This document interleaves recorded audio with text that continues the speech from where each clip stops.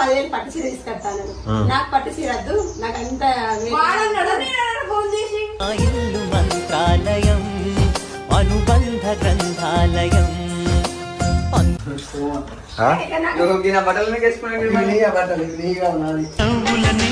పువ్వులతో నిండిన ప్రేమవనం.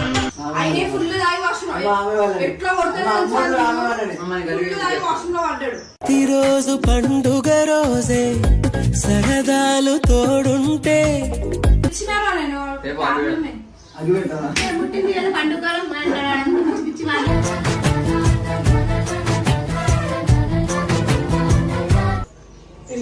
చెయ్యి సాప్ చెయ్యి